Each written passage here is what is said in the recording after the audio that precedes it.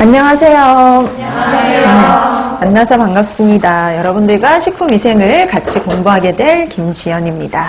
자, 그럼 이제 우리가 식품위생, 우리 단체급식에 의해서 이제 식품위생에 들어가는데요. 식품위생도 뭐 기본적으로 단체급식과 동일한 수업 방식을 따른다라고 생각해 주시면 될 것 같아요.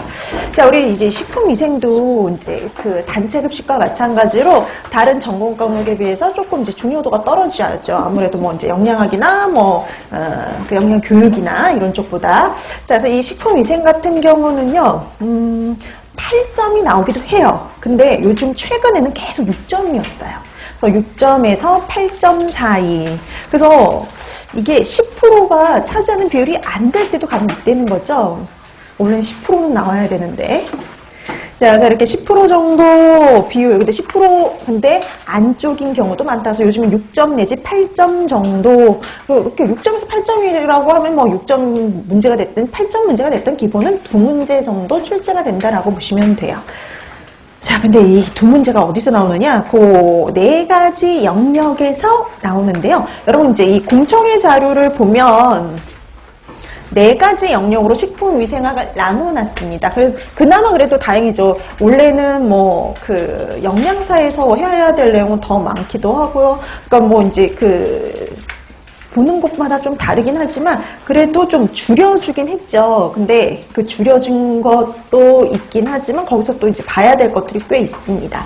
자, 보시면 식품과 미생물 파트 그 첫 번째 영역에서는요. 미생물의 종류와 특성 기본적으로 봐두셔야 되고요. 그럼 이 미생물의 종류와 특성을 공부하면서 어느 정도 식중독에 대한 것들을 어느 정도 정리도 할 수도 있어요. 그래서 뒤에 있는 내용들과도 또 연계가 되니까 기본적인 미생물의 종류와 특성 파악하시면 되고요. 그 다음에 그 미생물 중에 에서요, 식품이 위생적으로 안전한지 아닌지를 판가름할 때 이용할 수 있는 식품의 오염지표균 이게 있거든요. 그래서 식품의 그 오염지표균을 대해서 공부하고요. 그 다음에 이 오염지표균을 본 다음에 보는 게 이제 바로 식품의 부패와 초기 부패를 판정하는 방법입니다. 그리고 이 부패와 초기 부패를 판정하는 방법이 끝나면 이 내용이 다 끝난 거냐? 아니에요. 여기다 플러스로 공부해야 될 게 있어요. 여기보다 더 자주 나오는 문제들이 있어요. 그게 바로 뭐냐면요. 부패를 방지하기 위한 보존법과요. 그 다음에 이런 미생물을 사멸하기 위한 살균 소독법이 있는데 오히려 그쪽에서 시험 문제가 더 자주 출제되는 표현이에요. 자, 그 다음에 이제 두 번째 영역으로 들어가면은 식중독 및 곰팡이 독소, 식품 첨가물과 관련된 내용들이 시작이 되는데 이 파트가 제일 중요해요. 그러니까 여러분 우리 영양사 시험에서도 마찬가지거든요. 영양사 시험에서도 요 식중독 파트가 제일 중요하듯이요. 영양교사에서도 마찬가지예요. 식중독 요 파트가 가장 중요하고요. 제일 시험 문항수도 제일 여태까지 많이 나왔던 파트라고 생각을 해주시면 됩니다. 자, 그래서 이 식중독에서는 가장 기본이 뭐냐면요. 원인, 증상, 예방법을 파악해두는 게 가장 기본이다라고 보시면 돼요. 그 다음에 식품 첨가물에서 파악해야 될 거는 규격과 기준. 그래서 가장 기본은 용도예요. 어떤 용도로 뭘 이용하는지, 어떻게 사용해야 되는지 그런 것들을 봐두시면 됩니다. 자, 여기 원래는 5%. 그 다음에 세 번째 영역하고 네 번째 영역을 보시면요. 세 번째 영역은 감염병, 기생충, 위생동물 파트인데요.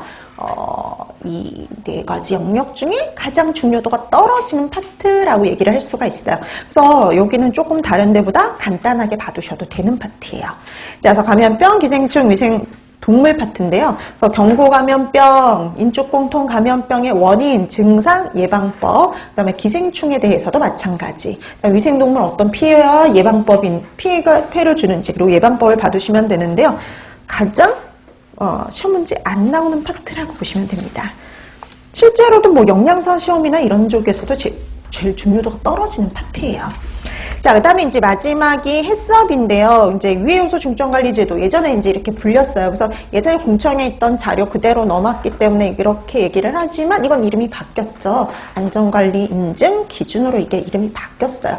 예전엔 직역을 해서 해썹, 하자드 어널리시스, 크리티컬 컨트롤 포인트라고 해가지고 그냥 직역을 해서 유해요소 중점관리제도 이렇게 얘기를 했지만 이제는 의역을 해서요. 안전관리 인증 기준이라고 써요.